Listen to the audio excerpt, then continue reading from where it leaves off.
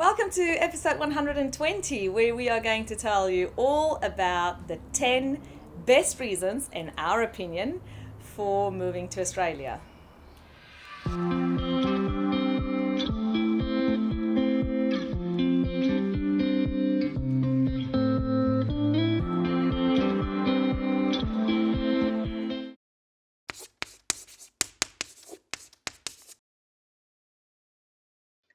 Before we continue with the episode, I just quickly wanted to jump in here to let you know that Migration Made Easy, which is our signature online course, will be opening its doors very soon again. If you are serious about making your way over to Australia as soon as possible and you want to become a part of the best community on the internet, you want to make sure that you are on our waitlist. www.chamonixtv.com.au/waitlist. And we will teach you everything that you need to know in order to maximize your chances to make it to this amazing country as soon as possible. All right, let's jump into the episode. Welcome back. and welcome to a lovely episode where Carla's going to help me introduce some of these top points that we believe it would be really good reasons for you to come and make Australia your place to call home as well. If you don't know who Carl is, he's my better half, and he's usually keeps me in line. So Carl has kindly agreed to come and share with us some of the points. So what do you think, Carl? What's the first reason? First one on our list is economic stability and growth prospects. Now, she wanted me to expand on this, but I'm going to keep it fairly simple and straightforward.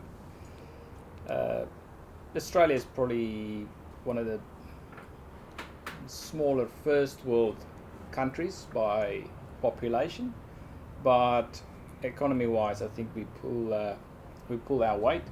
It's a very stable economy. It's also very much driven by resources, but we've got a fair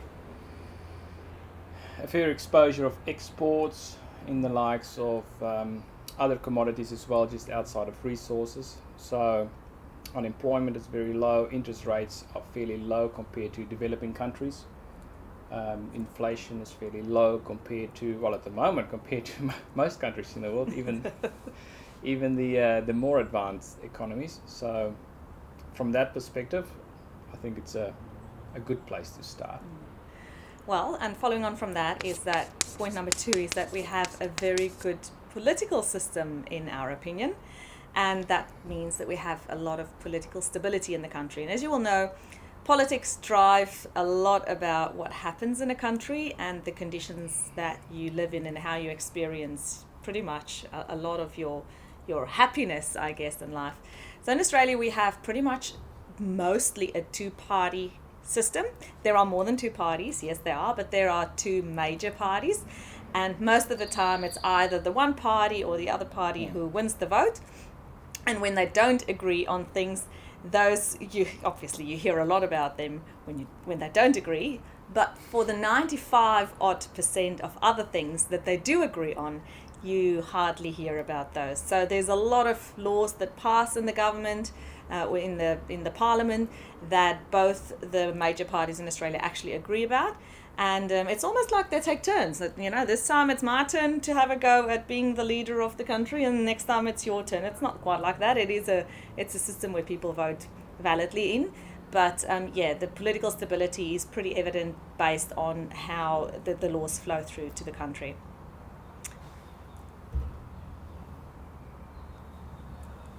Number 3.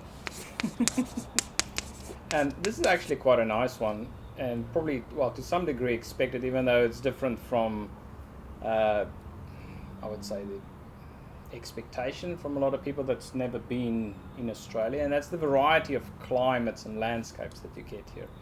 Now, a lot of people think it's a big desert, and yes, there is vast areas which are mainly desert-like. It's not desert-like a desert. It's not all sand dunes, but it's vast areas of basically nothing. But you have colder areas like Tasmania and even Melbourne, although Melbourne can get very hot. You essentially have two west coasts over in WA, and to a large degree the South Australia coast is considered the west coast, and then you get like subtropic and almost tropic conditions up in northern Queensland, and to some degree probably a lot of the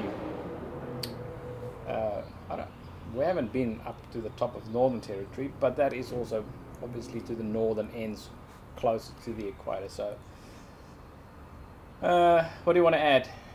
I think that's great. Okay, good. Solved.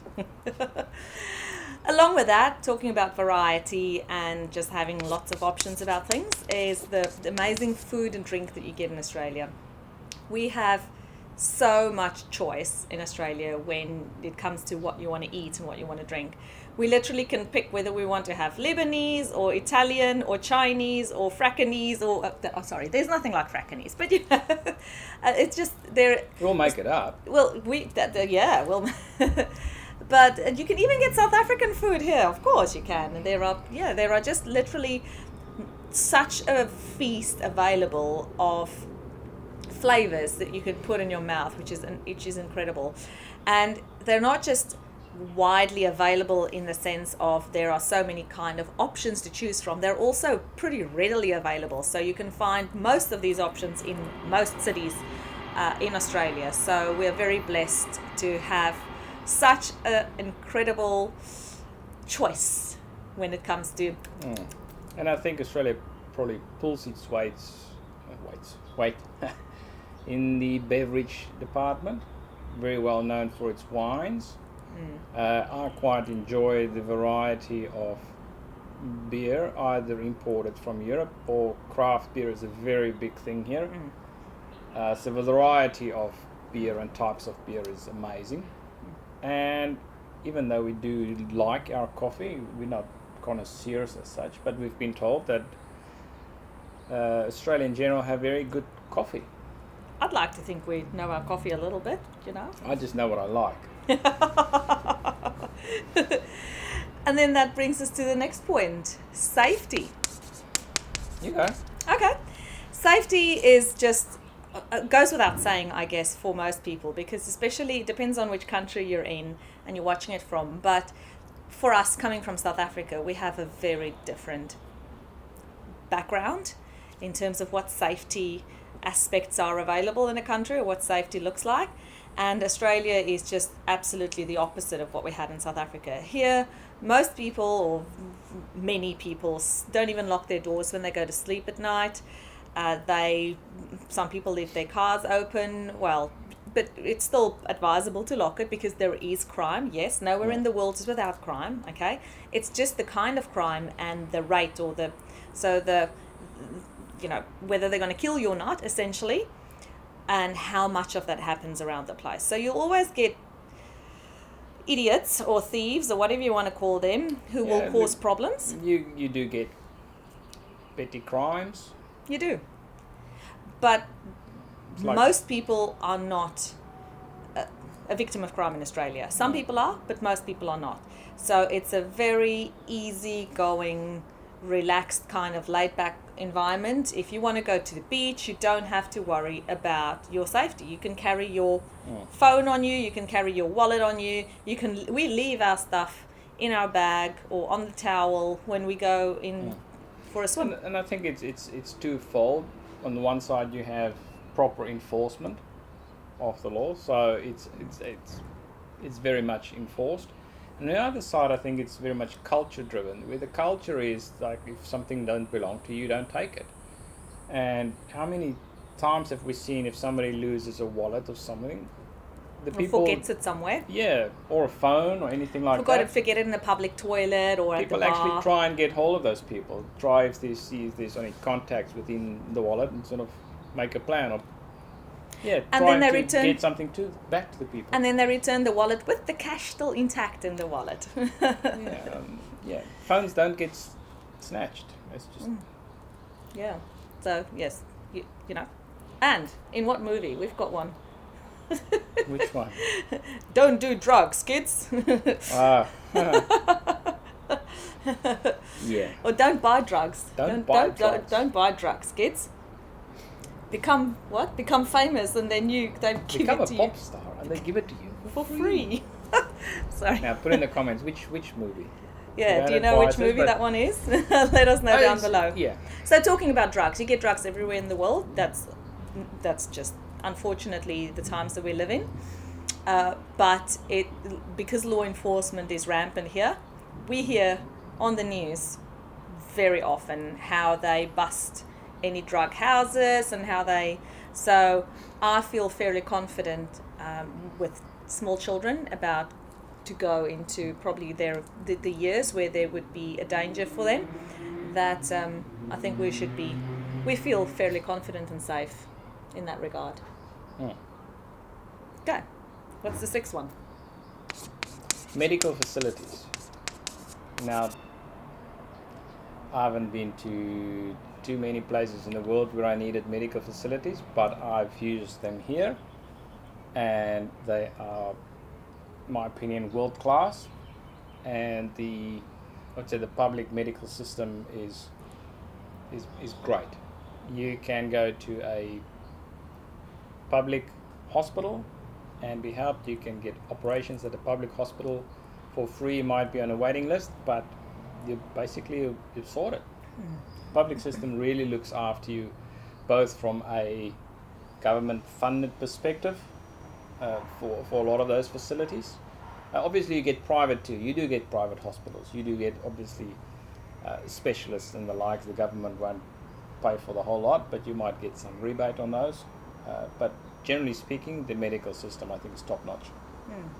It is. It's really good. And then another thing that's really top notch is our seventh point of why it's amazing to live in Australia, and it is the access to the playgrounds, the quality of the playgrounds, and just the kind of activities that are free to families on a daily basis, essentially. So it's usually run by local councils, the playgrounds in your suburb. Some of them are privately owned, but mostly it's run by the local government councils, and they are amazing. They cater pretty much for all ages. Most of the time they are sparkling clean. The equipment gets checked regularly, so if anything breaks, it gets fixed by the local council. And then most of the times you also have like free barbecue facilities. Well, you have that pretty much everywhere. Yeah, you have that right across heaps of Australia. places. We've travelled right around Australia, as hopefully you know by now if you've been watching our channel for a while. Most playgrounds or picnic areas all have barbecues. They do have barbecues, they have bins that you can use that's emptied regularly. They have toilets most often, and if you go to the toilets there will be toilet paper. Yes, there will be toilet paper, and the places tend to be just really in a good nick. So it's a great way to make friends, to go to your local park. It's free. And you know what's even a bargain, if you're like us and you have little kids, to have their birthday parties there, because it doesn't cost you a cent. They can go and have a ball there and they don't trash your home. And the kids just enjoy being outside. Young kids just want to play and eat sweets, really. And run around, that's right. Okay, so what's our eighth point? Government support. Now, to a large degree, we've touched on some areas in terms of law enforcement, in terms of medical facilities, but government support stretch fairly wide. There's a lot of support for pensioners, not only from a financial perspective, but also from a, what do you call all those things? Aged care, from like volunteering perspective. Yeah, and just Support. general support, activities and things that's organized for the elderly part of society in general. Yes, but even like for students, if you're a university student or if you want to do tertiary studies, you can access government loans regardless of your socioeconomic status or your parents' jobs or whatever. Any person in Australia, if you want to go and do tertiary studies, given that you obviously qualify academically to go into the course that you want to go in, you can have access to government funding pretty much. So yeah, Australia's funding support system is really, really good. And then point number 9 is the actual law enforcement and how the laws in general are just really respected by most Australians. And I say most because you always have an idiot here or there who do the wrong thing everywhere in the world. but people respect the laws that are in place. So that means that they follow whenever the rule says something, mostly people will follow that rule. If you come, and if you've been to Australia, you will know it very well. If you try to get through our borders and you have things in your suitcase that you're not supposed to be having in there, like meat or anything like that, then or seeds, or seeds, yeah, that'll be picked live up. animals or anything like that. It's live border animals. Border control is strict. Very strict, but that's great because the law is enforced in Australia. We know that it's a safe country. Essentially, you know what the rules are and you know what to expect, and that's why most people come here, is because the law is enforced and things just basically work.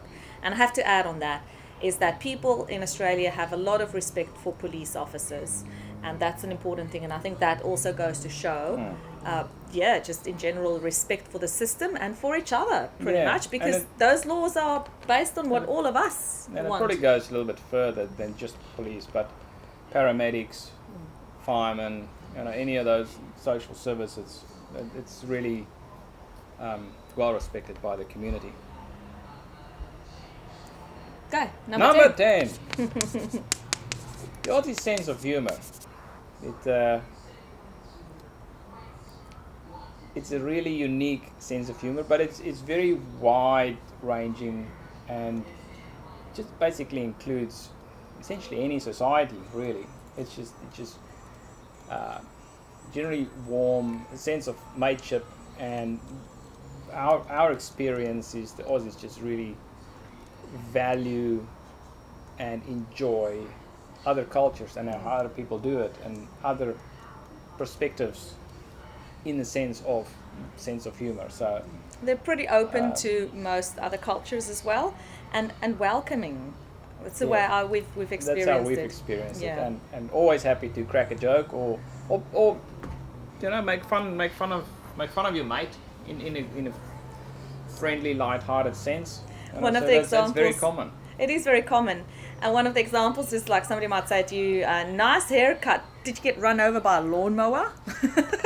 And that's actually a nice thing of them to say, although it sounds pretty. But that's the Aussie way of saying, you know what, I like you, you're my friend, and I've noticed that you've got a haircut. And then they just add that little tail on. Yeah. It's a bit of sarcasm and there's a bit of pulling your leg.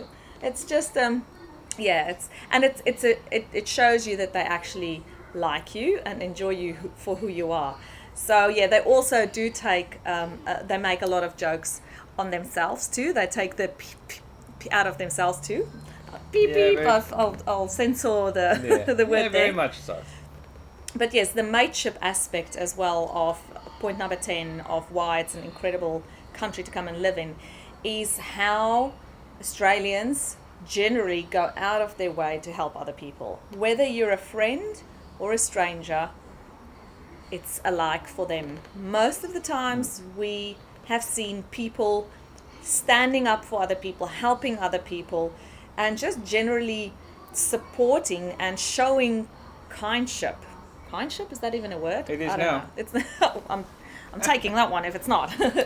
But supporting other people, and often at the cost of their own, whatever it would be, money or pleasure or privilege. So mateship and the Aussies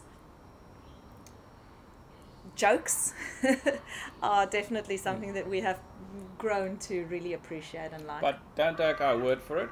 Make a plan, come over, spend a while, and have a go. Have a go. That's a very big Aussie slogan. It is, yeah. Slang, have a go. Have a go. Have a go, come mate. Have a go. She'll be all right, mate. Thanks for watching. I hope you enjoyed this video where we gave you our perspective of the 10 best reasons to come and live in this country. We've been calling this country home for 17 years now, and we can tell you that it is indeed one of the best places on earth, in our opinion, to raise a family, to live a life of freedom, of fairness, and of opportunity. All right, guys, we'll see you in the next one. See ya.